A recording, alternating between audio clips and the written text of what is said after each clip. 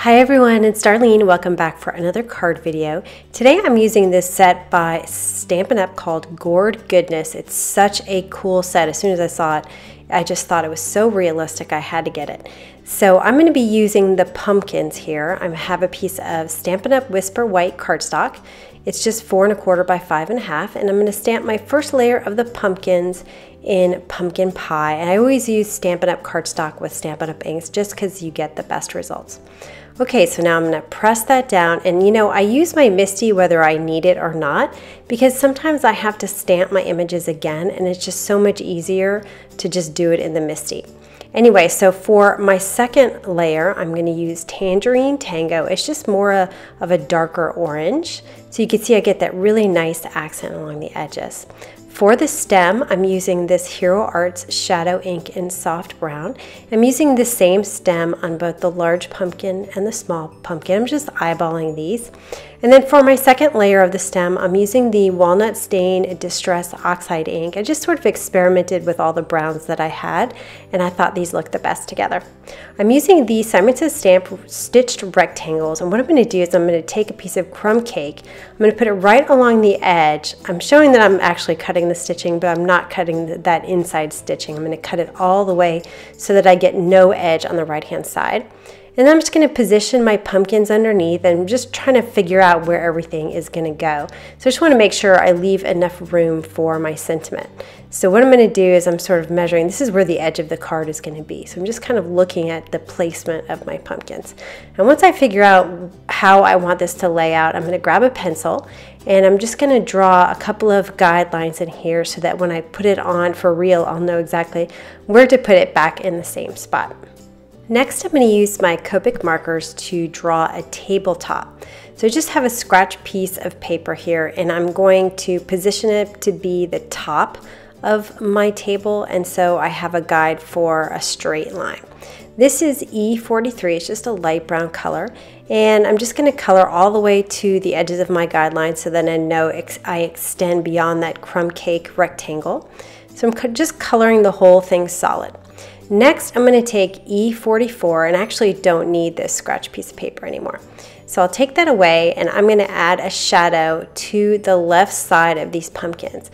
Now I'm going to make sure that I'm on top of the E43, so I'm not going above it. I just want to make sure I preserve that tabletop that I created. So you'll see a shadow on the left because my light source is on the right, and then you'll see kind of a thicker shadow because the small pumpkin is in front of the larger pumpkin. Then I'll take my E43 again and just sort of blend out that edge of the E44 so it's just kind of a smooth shadow. Now I am going to add one more little accent here with an E59. It's a really dark brown, and I'm just going to hit a tiny little area just where the table is right underneath the pumpkin. So it's a very, very thin line. I'm being really careful just to do that little edge, and it's going to give it that just little something extra. And I'm also going to add a little bit of an accent to the pumpkins. This is YR18. And I'm going around the left edge. I'm going to make this a little bit thicker. And once I get that solid edge, I'm going underneath the pumpkin a little bit too. I'm going to sketch in some of those pumpkin wrinkles. And they're more solid as I get toward the left edge. And then I kind of break them up a little bit so it's not a totally straight line that's solid. And then I'm going to do the same thing on this small pumpkin, which is even more important because then you can really distinguish the line between these two pumpkins. And you could go on and on. I would suggest that you just do a little bit and stop and really take a break before you continue, because you could overdo it with this pretty easily. I'm also going to add a little bit of a dark accent on the stems with E59, which is that darkest color I used for the shadow, just along the left edge, and carry it out just a little bit with a few kind of shorter sketchy lines toward the right. Now for my crumb cake piece, I'm going to add some of these leaves here in crumb cake and Sahara sand. And I'm just going to randomly stamp these leaves. The leaves come in the same set and they're so realistic looking. I just love this set. So I'm stamping this in crumb cake ink all over, just kind of randomly around this whole piece here. And then I'm going to stamp this second step in Sahara sand, but I want to use my Stamp-A-Jig.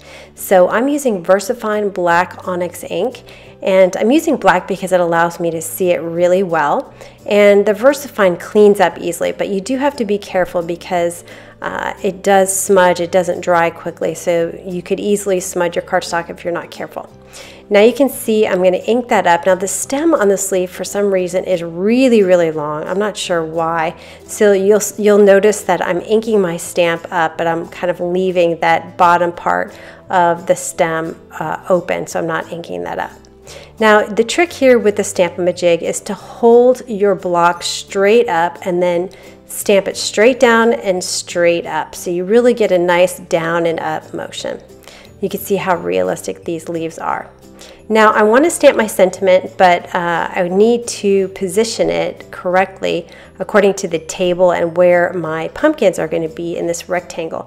So I have the white piece in the MISTI, but I'm hanging my crumb cake piece over because it's not perfectly aligned with the bottom edge. So anyway, I'm going to stamp this in VersaFine Sepia ink. It's just kind of a lightish brown ink. I've lined the back of my crumb cake piece with some Scotch foam tape, and I want to line up the right edge of my crumb cake with the right edge of this white cardstock. And I know that my MISTI is a nice straight edge, so I took the foam piece out so I had kind of some area to work with. I pushed my white cardstock all the way to the edge, and now I'm pushing my crumb cake all the way to the right edge, and then I know that they're perfectly lined up. And then I'll put some ATG tape runner on the back of the white cardstock and adhere it to a Nina Solar white folded A2 size piece of cardstock. And that is the card for today. I love these pumpkins so much. I love the leaves too, but the pumpkins are just so realistic looking. Anyway, I hope you enjoyed that, and I will see you next time. Thanks for watching.